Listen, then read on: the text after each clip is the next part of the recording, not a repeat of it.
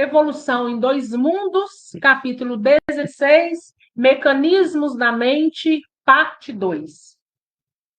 No capítulo 16, o nosso último encontro, veio falando para a gente, né? André Luiz veio nos ensinando sobre a mente, sobre o corpo físico, sobre o corpo espiritual, né? André Luiz, lá no início, ele veio falando de alma e corpo, né?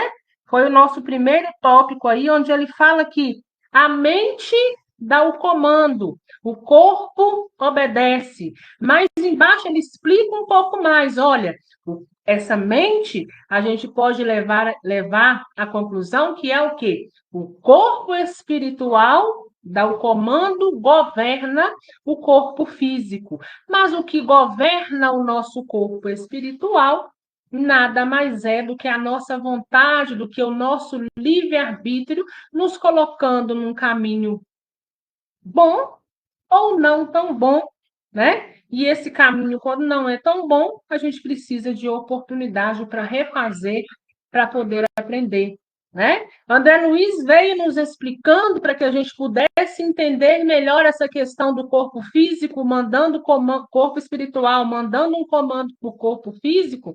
Ele vem falando, nos explicando do corte da medula, né? Quando o indivíduo tem um corte na medula, perde-se, então, né, movimentos. Ele pode ficar paraplégico, ele pode ficar tetraplégico, né? Alguns, com estímulo e incentivo, podem retornar os movimentos. Uns podem voltar alguns, outros podem não voltar nenhum, apesar do estímulo, tudo vai depender da complexidade do caso, né? E ele vem dizendo para a gente o seguinte: a importância do nosso cérebro, da nossa mente, o desenvolvimento, a importância desse desenvolvimento ao longo do tempo, porque foi esse desenvolvimento que nos fez com que hoje nós tivéssemos uma capacidade cognitiva muito maior do que lá atrás, né? E ele fala o seguinte: olha, quando o corpo físico consegue se restabelecer por aqueles estímulos e por aqueles incentivos, por que isso aconteceu? É porque lá no corpo espiritual, ainda o corpo ainda continua funcionando, né? Então a gente vê aí a importância do corpo espiritual, do corpo físico e, sobretudo, do nosso livre-arbítrio, da nossa vontade, que vai, sobretudo, um governando o outro, um mandando estímulo para o outro, para que a gente possa, na maioria das vezes, ou sempre que possível, nos manter equilibrados, né? Porque isso vai demandar, né? E isso vai dizer muita coisa na nossa caminhada, aí na nossa evolução. E aí, nós paramos lá na sincronia de estímulos.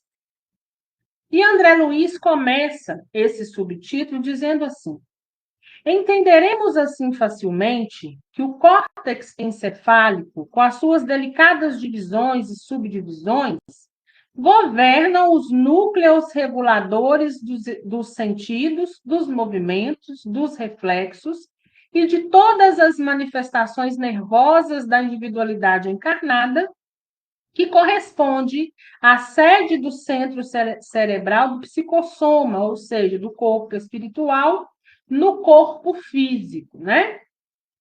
Então, veja bem, André Luiz já fala para a gente, olha, esse córtex encefálico, né? O que acontece? Ele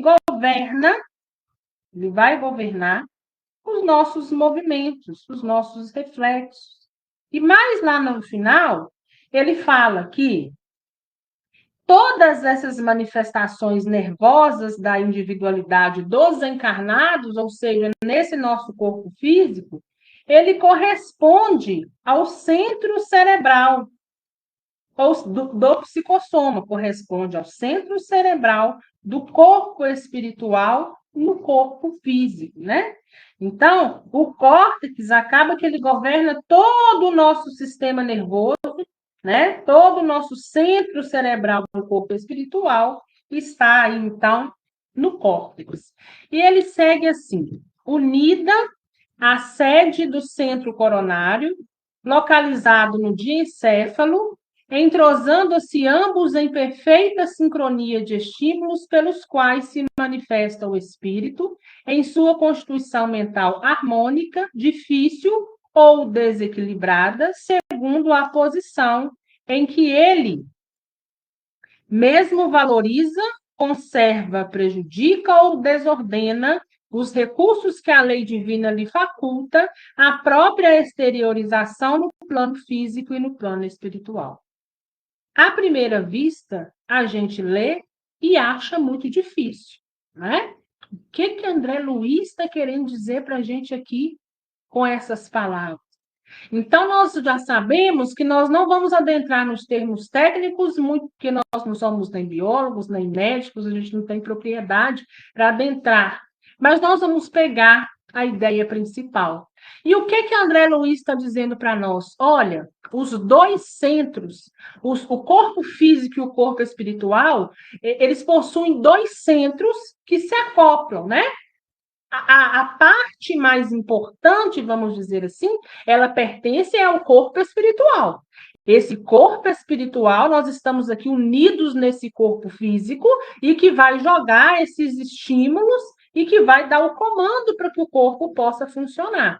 Mas ele fala aqui que tanto o centro coronário quanto o centro cerebral, eles se unem, né? Quando ele fala aqui que eles se unem no diencéfalo, e espalha pelo nosso corpo físico ondas eletromagnéticas que vai dando comando para o nosso corpo. E nessas ondas eletromagnéticas, dependendo do estado da nossa mente, né, é o que vai acontecer. Olha o que ele fala. Pode estar em harmonia, pode estar difícil ou desequilibrada. Ali, né, segundo, ele fala, segunda posição em que a gente mesmo valoriza, pode estar sendo valorizada, conservada, mas pode estar também desordenada, pode estar prejudicada de uma certa forma, tudo isso conforme a exteriorização, ou seja, tudo isso conforme está o corpo físico e o corpo, então, espiritual. Né? Então, André Luiz vem dizendo mais uma vez para a gente a importância do equilíbrio dos dois corpos, porque dependendo de como a gente estiver, nós vamos mandar aqueles estímulos para o nosso corpo. Como nós somos energia, qualquer estímulo que a gente manda para essas energias pode afetar, né? Tem-se aí, então, consequências, ora consequências negativas, ora consequências positivas, né? Por isso que a gente tem, né, em nós sempre essa importância de, pelo menos, tentar manter os nossos corpos, então, em equilíbrio. E ele continua. E assim como dispomos no córtex, né? E o córtex aí responsável pelas ligações energéticas da consciência para os serviços do tato, da audição, da visão, do olfato, do gosto, da memória, da fala, da escrita e de automatismos diversos, possuímos no diencéfalo, tálamo e hipotálamo, a se irradiarem para o mesencéfalo, ligações energéticas semelhantes da consciência para os serviços da mesma natureza, com acréscimos de tributos para enriquecimento e sublimação do corpo sensorial, como sejam a reflexão, a atenção, a análise, o estudo, a meditação, o discernimento, a memória críptica, a compreensão, as virtudes morais e todas as fixações emotivas que nos sejam particulares. André Luiz nos fala o seguinte, olha, como a gente tem um córtex lá no nosso cérebro, que é responsável pelo tato, pela fala, né? Ele dá muitos exemplos aqui. Cadê? Pela fala, pela escrita, pela memória. Da mesma forma que nós possuímos lá no córtex, tem essa função, lá no diencéfalo, que é no tálamo e no hipotálamo, existe a função moral, existe a função da reflexão, existe a função da gente olhar para aquilo e ter discernimento se é bom ou não. Ali é que nós vamos desenvolver sabedoria. E por isso que ele vem falando de sincronia, né, dos estímulos.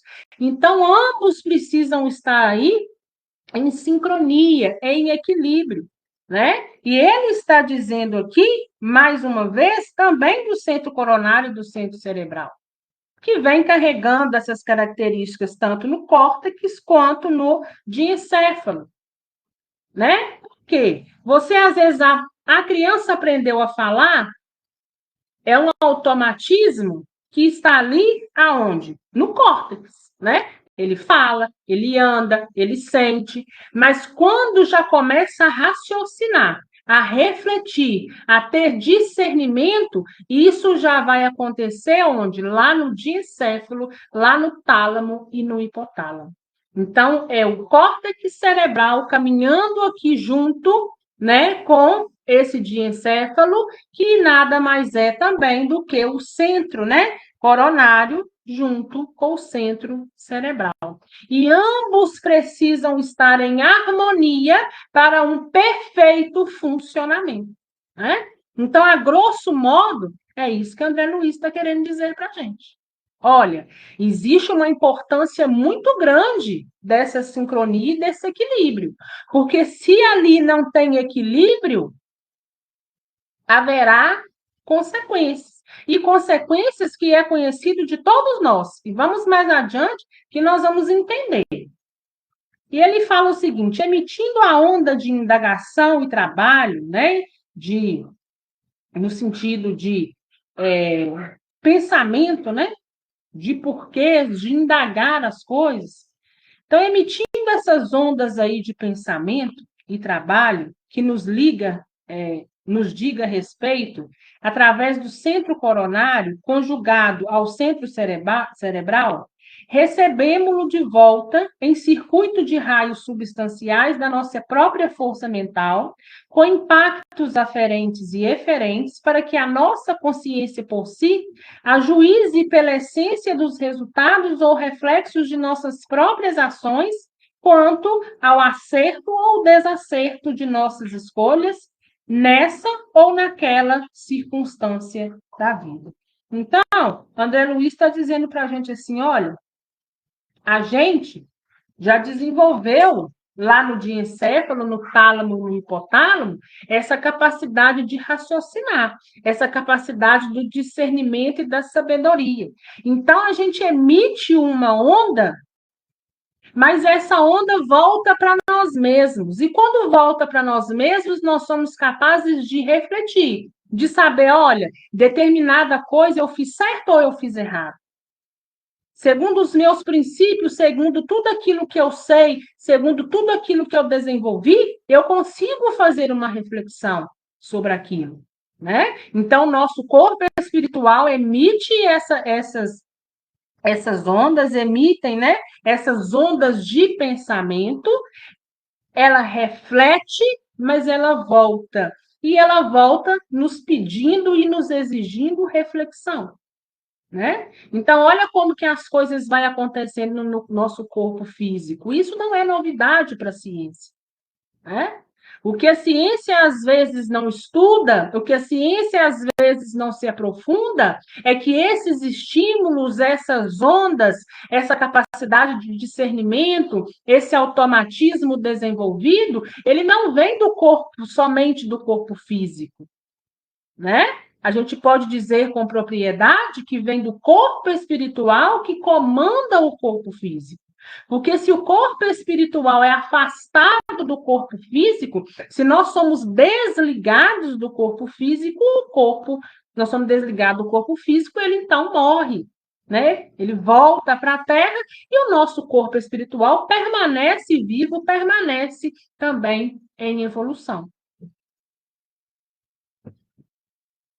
Não podemos esquecer que cada núcleo das ligações que nos reportamos se subdivide em peculiaridades diversas, entendendo-se, pois, que os fenômenos de obliteração, né, de obstrução, são suscetíveis de ocorrer em alguns dos setores corticais do corpo físico e podem surgir igualmente no corpo espiritual, quando a turvação da mente é capaz de obstruir temporariamente esse ou aquele centro energético da região diencefálica, no centro coronário da entidade desencarnada. Então, agora, ele já fala o seguinte: olha, o espírito também cria, né? E ele fala o seguinte: olha, da mesma forma que existe essa questão, cadê? Da mesma forma, né, que os setores corticais do corpo físico pode sofrer deteriorização, o corpo espiritual também pode. E nós já sabemos disso, né?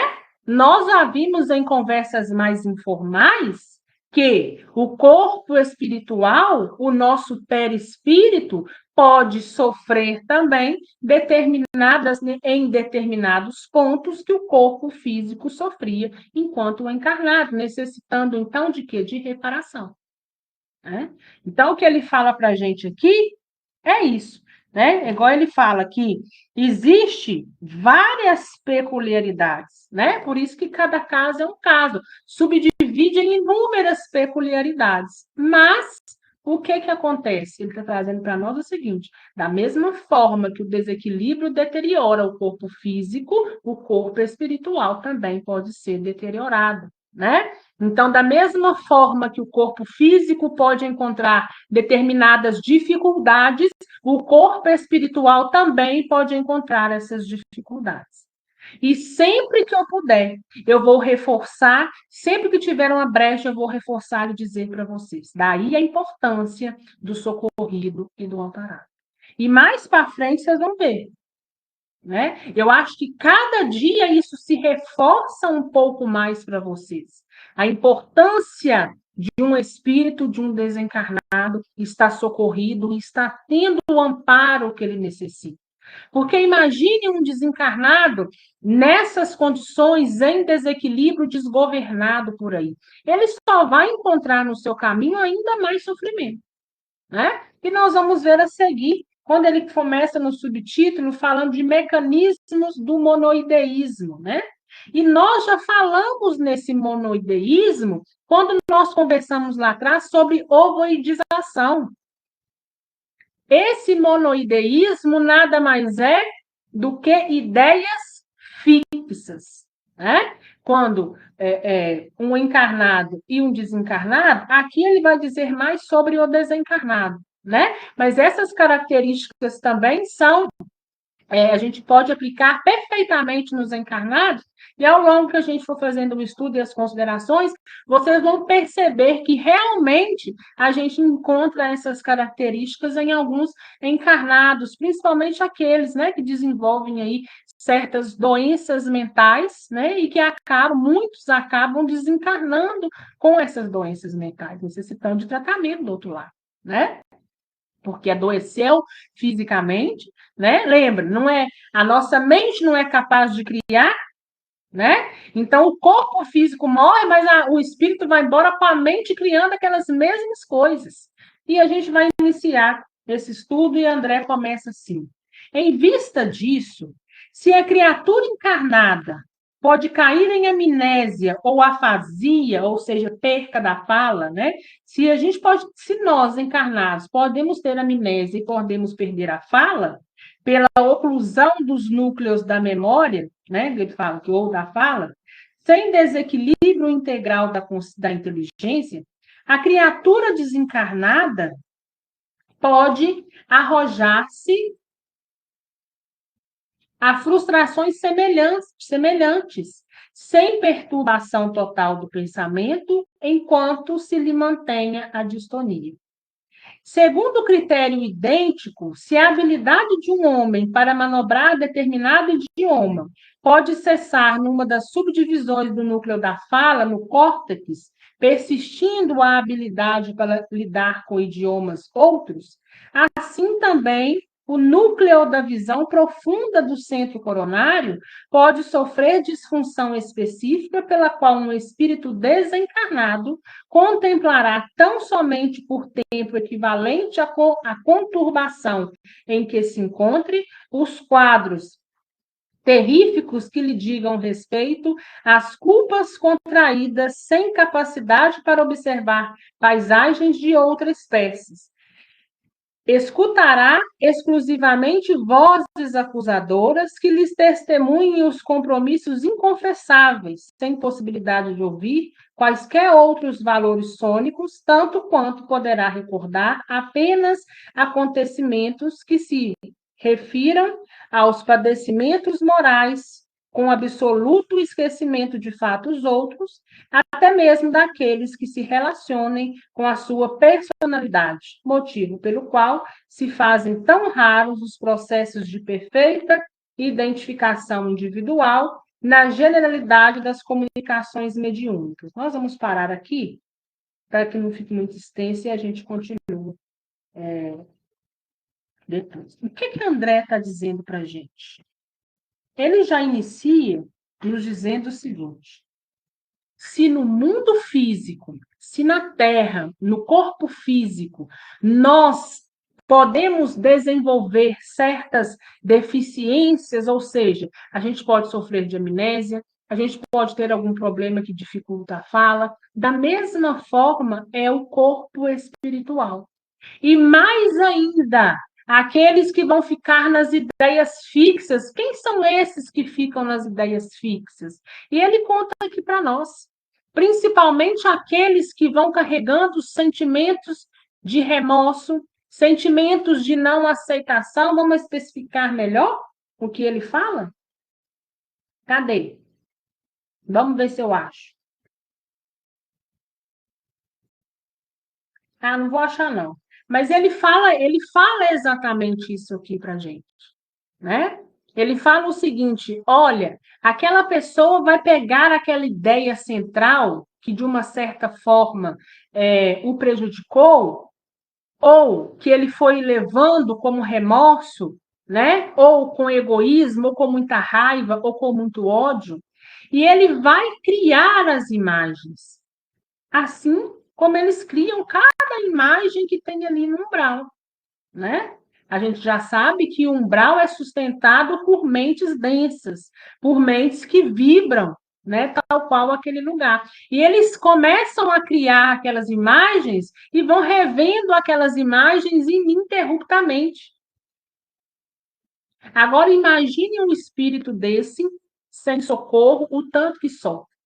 Se permanecer na Terra, sofre demais. Se for lançado para as zonas umbralinas, sofre também demais, né? Fora que nós vamos ver mais a seguir aqui, que eles costumam ficar o quê? À mercê dos afins. Que afins são esses? Aqueles espíritos que já estão aí por um bom tempo, que se identificam com aquela energia e que vai ali, de fato, plasmar também para que ele possa ver ainda mais, com mais intensidade, aqueles momentos ruins, porque gosta de ver o sofrimento do outro, porque gosta de ver o sofrimento alheio, né? Por isso a gente fala, olha, está em campo aberto. Estar socorrido e amparado é muito melhor do que estar aí em campo aberto à mercê de tantos outros, né? Sem saber como lidar com aquela situação. E eles acabam que eles ficam ali presos naquela imagem, né? Então, a gente sabe que o monoideísmo são ideias fixas e que nós também já estudamos que, se ao longo do tempo essas ideias não tiver um novo norte, não tiver ali um socorro, né, que o socorro ele sempre tem, mas se a mente dele não sinalizar para que o socorro venha, a gente já estudou que pode acontecer a ovoidização, né? Ele fixa tanto a ideia que ele vai perdendo a forma humana, vai tendo ali, vai se transformando na forma de um ovo, vai trazendo lá dentro daquele ovo todo o desenvolvimento dele, toda a sua estrutura, mas ele é incapaz de retornar àquela forma, senão por uma reencarnação. Né? Somente quando ele voltar novamente ao corpo físico, ele terá, então, oportunidade de desenvolver-se, né? De voltar à sua estrutura, de retomar-se ao corpo físico. Quando eles falam aqui, na generalidade das comunicações mediúnicas, né? Eles estão querendo dizer o seguinte: que muitas vezes, quando a gente vai nas casas espíritas ou no centro espírita, quem aí frequenta, quem aí faz parte da corrente, quem aí faz parte da mesa mediúnica, muitas das vezes é, chegam espíritos em alguns médiums, né? Principalmente médium aí de transporte, com a necessidade de falar, né? Mas muitas das vezes eles se encontram tão desequilibrados, e agora a gente já liga uma coisa com a outra. Está desequilibrado o centro coronário, o centro cerebral, o diencéfalo com o córtex não está funcionando adequadamente, né? E ele está num estado de monoideísmo. Então, esse estado de monoideísmo o compromete totalmente. Às vezes o espírito chega, ele não sabe nem o que ele está falando, ele não tem o discernimento, ele não tem a capacidade de saber onde está, ele não tem a capacidade de ter um desenvolvimento ali para poder responder nenhuma pergunta. Porque se você pergunta quem ele é, aonde ele está, ele não tem discernimento para aquilo, tamanha é a confusão mental que se encontra. Né? Talvez se ele for ali numa sessão mediúnica que tente o encaminhar, né? Talvez pela energia do médium, pela vibração que o médium se encontra, ele consiga despertar para o estado dele e então o socorro possa se fazer presente. Mas existe casos também que a confusão é tamanha e tão grande que não tem muito o que fazer. Né? Então, nós temos que ser muito agradecidos quando a gente sabe que o nosso ente está bem. Porque imagine um ente nosso nessa situação. Eu não queria o meu dessa forma. Né? Porque é um sofrimento que ninguém merece. E aí ele fala, né, na generalidade das comunicações mediúnicas com entidades dementadas ou sofredoras, comumente estacionárias no monoideísmo, que as isola em tipos exclusivos de recordação ou emoção, em vez que, nessas condições, o pensamento contínuo que lhes flui da mente, em circuito viciado sobre si mesmo, age coagulando ou materializando pesadelos fantásticos em conexão com as lembranças que albergam. Então, é muito comum esse tipo de comportamento em quem? Em quem desencarna, desencarne violento, né? A pessoa desencarna, fica com aquela raiva, com aquele ódio, e só consegue rever aquele momento, aquela fúria pela vingança, e ele fica tão penetrado, tão concentrado naquela ideia, que ele começa a plasmar e começa a ver e começa a sentir somente aqueles momentos ali. A gente já vou adiantando, lá mais na frente vai dizer, mas é também uma característica, e vocês também já entendem um pouco pelos nossos estudos lá de trás, da questão do suicida. Lembra que a gente fala que o suicida fica ali repetindo aquele ato, fica ali na dele, sem entender, parece que está fora do mundo. E a gente começa a executar o perdão, por quê? Porque ele vai ter o arrependimento. No arrependimento, ele vai sentir: eu lesei fulano, eu lesei ciclano, fulano deve estar assim, fulano deve estar assado, as preocupações vão vindo, ele lembra do ato, ele vai refazendo de novo. E aí a importância de emanar boas energias, de oração de forma de conversa, de ir liberando perdão, de ir tentando trazê-lo à realidade. Né? Porque eles ficam ali com aquelas ideias tão fixas, se desequilibram tanto, que chega a um certo ponto que eles mesmos se desconhecem. E é sofrido, né? É doído.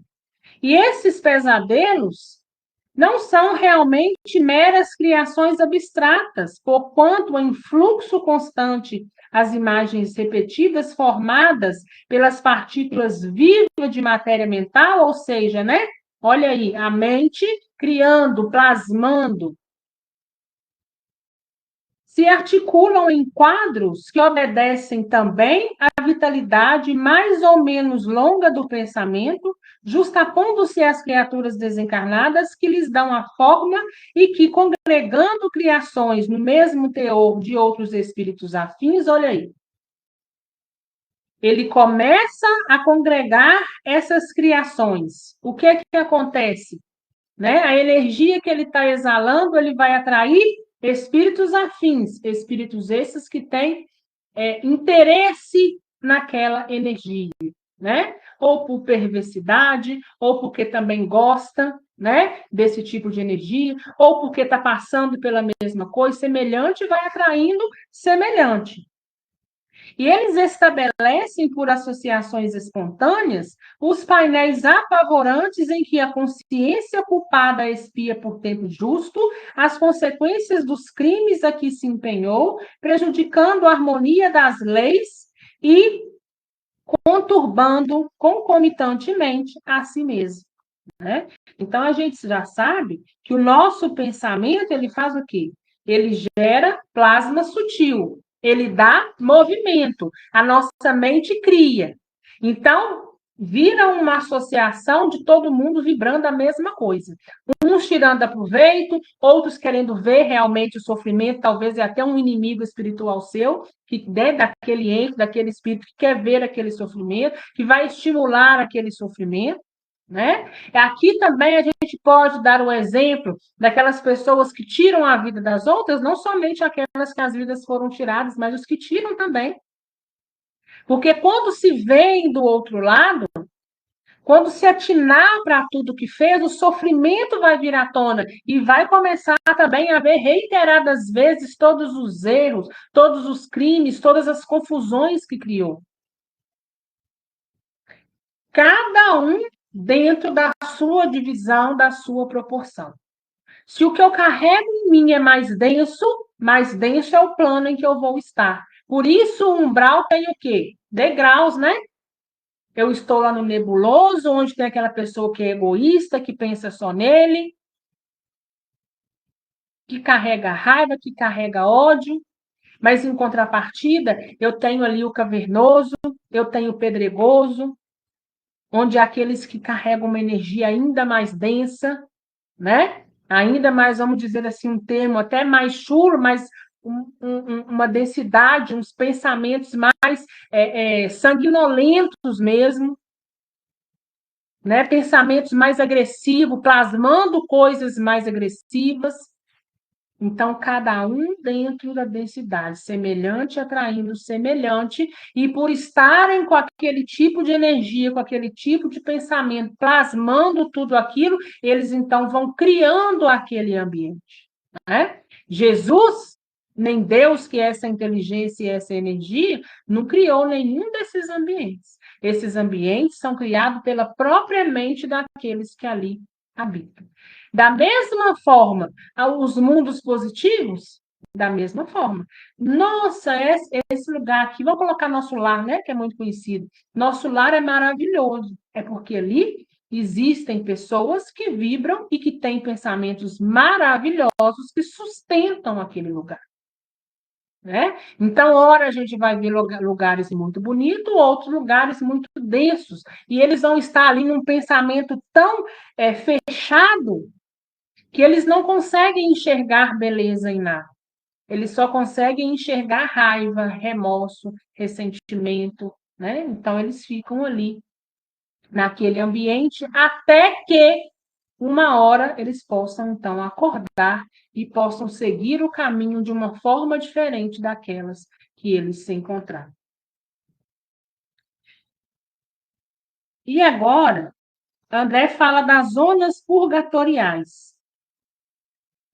Obstruídos os núcleos energéticos da alma, capazes de conduzi-las às sensações de euforia e elevação, entendimento e beleza, precipita-se a mente pelo excesso da taxa de remorso nos fulcros da memória, na dor, no arrependimento a que se encarcera por automatismo, conforme os princípios de responsabilidade a se delinearem no ser, plasmando, né, criando com os seus próprios pensamentos as telas temporárias, mas por vezes de longuíssima duração, em que contempla incessantemente,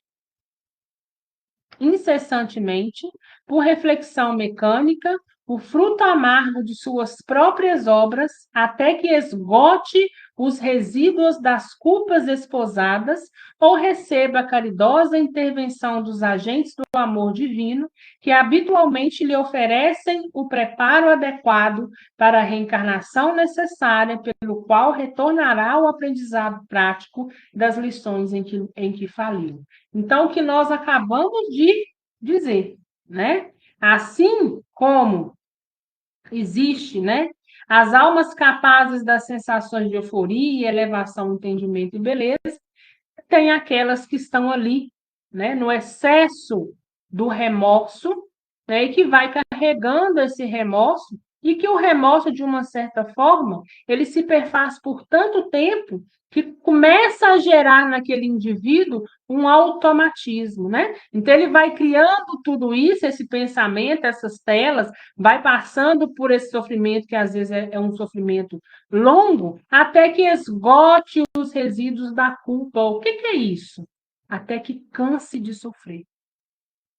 Até que aquele sofrimento esteja esgotado. Lembra de André Luiz? André passou 8 anos no umbral. Chegou uma hora que André já estava esgotado. O socorro sempre passou por lá. Mas toda vez que a mão era estendida, eles davam as costas. André não sabia nem o que estava acontecendo. Estava mais perdido do que tudo. Mas chegou um dia, chegou uma hora, que André viu-se esgotado. E ele não teve outra saída a não ser refazer o seu discernimento, aceitar a condição que estava, e embora enquanto na vida terrena não acreditasse, ele clamou. Ele clamou por ajuda, mas clamou porque já estava cansado daquele sofrimento. Né? Estava ali com resquícios do corpo físico, o perispírito dilacerado em uma parte, né? Veio trazendo isso do corpo físico. Ali sentia fome, sentia sede, perseguição, né? Então ele esgotou, ele teve esse esgotamento e por isso ele clama, né? Até que tenha-se a intervenção desses agentes. Para que então possa recolher, possa levar, possa tratar. E aí, a partir desse recolhimento, a gente vê que inicia-se toda uma trajetória. Não foi porque André Luiz saiu dali que ele já estava ótimo, tudo bem, já tem o maior conhecimento do mundo, não.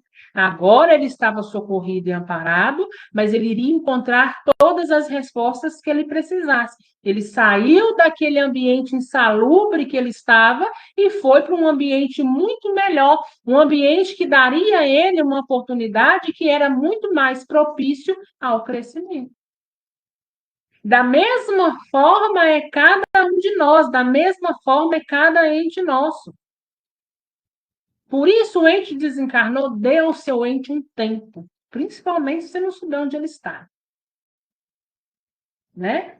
Mas você pode fazer uma ideia de onde esteja.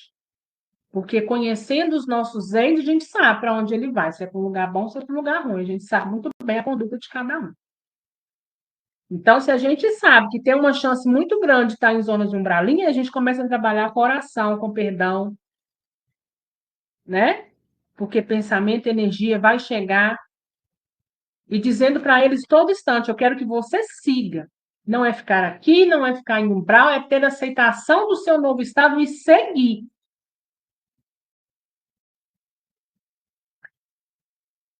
É dessa forma, aqui ele vai se referir, é dessa forma que os suicidas, com agravantes à frente do plano espiritual, como também os delinquentes de variada categoria, padecem por largo tempo a influência constante das aflitivas criações mentais deles mesmos, a elas aprisionados, pela fixação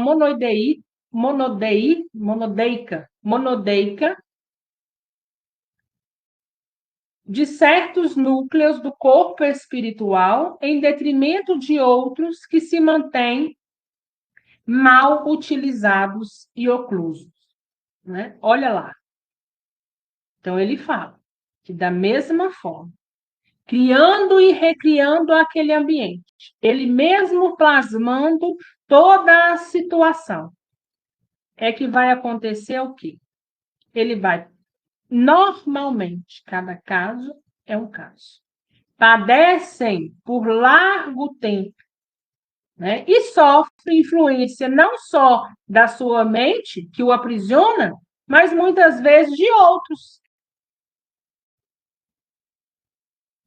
E porque o pensamento é força criativa e aglutinante na criatura consciente em plena criação, as imagens plasmadas pelo mal, à custa da energia inestancável que lhe constitui atributo inalienável e imanente, servem para a formação das paisagens regenerativas em que a alma alucinada pelos próprios remorsos é presa em sua marcha, ilhando-se nas consequências dos próprios delitos, em lugares que, retendo a associação de centenas e milhares de transviados, se transformam em verdadeiros continentes de angústias, filtros de aflição e de dor, em que a loucura ou a crueldade, juguladas pelo sofrimento que geram para si mesmo, se rendem lentamente ao raciocínio equilibrado para a readmissão indispensável do trabalho remissor. Então, ou seja, toda aquela associação, chega outro, e a gente vai juntando aquele monte, vai fazendo, o que ele fala que se transforma? Ele dá aqui para a gente. Se transforma em verdadeiros continentes de angústia, aquela multidão de aflito, aquela multidão vivendo em sofrimento.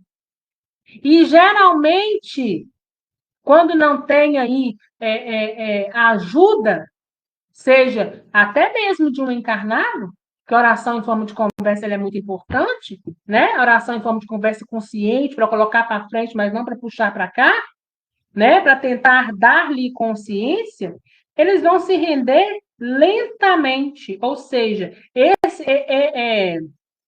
esse render, esse sair desse estado, ele é lento, né? O raciocínio equilibrado também é lento, né? Mas assim, só assim, passando por cada ponto a ponto, é que então, né, eles vão ser aí de uma certa forma resgatados, levados, né, para o trabalho aí que vai os ajudar. Então, infelizmente, né, gente, muitos se rendem, mas pela dor, né?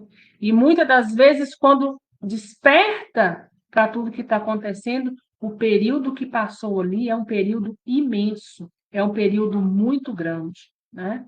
Então, às vezes, é levado aos trapos mesmo, como foi André, né? A aparência de bicho mal cuidado. Quanto mais denso é, mais vai se perdendo esse formato, né? A gente sabe disso. Tem muitos escritos aí em que faz essa colocação, né? Espíritos humanos que vão se tornando tão denso, vão se tornando ali tão fechado nessas zonas, nesses locais de purgação, vão passando ali por determinados sofrimentos, vão revivendo os sofrimentos que muitos tomam a forma animalesca, né? Necessitando aí de uma grande ajuda para poder progredir, para poder se estruturar novamente, tomar de novo a estrutura, a forma do corpo, colocar em equilíbrio esse centro coronário, né? Aqui André Luiz vem nos dizendo, com esse centro cerebral, colocar em equilíbrio também o que André Luiz vem trazer para nós, né? Esse córtex cerebral com esse diencéfalo. Lembra? São partes do nosso corpo físico? São, mas essas partes também existem no corpo espiritual. Então, uma pessoa que está desequilibrada aqui no corpo físico, a gente sabe que tem consequências, né? Às vezes, numa determinada área do nosso cérebro, sofre aí, então, uma incisão, né? Não sei se a palavra certa seria até essa, mas se sofre ali, se aquela determinada área sofre, a gente sabe que a nossa fala pode ficar comprometida, né? Veja as pessoas que sofrem AVC. A fala às vezes fica comprometida, a locomoção fica comprometida, o tato naquela área fica comprometida. Da mesma forma, existem esses comprometimentos também no mundo espiritual. Então, assim como o nosso corpo físico às vezes precisa de tratamento, o nosso corpo espiritual também às vezes vai precisar de tratamento, né? Mas nós precisamos estar equilibrados, porque esse desequilíbrio nos traz consequências, né? E só em dizer a palavra desequilíbrio, por ser desequilíbrio, não nos traz consequências boas, né? Então, a gente tem que estar sempre refletindo, tem que estar sempre mandando as energias, mandando o comando, tendo as nossas atitudes, a nossa conduta, mas nós também precisamos voltar e analisar essa nossa conduta, analisar essa nossa moral, analisar essas nossas falas, saber o caminho onde a gente adentra, para que a gente, então, possa, né, trilhar o nosso caminho da melhor forma que a gente conseguir. Alguma dúvida, gente?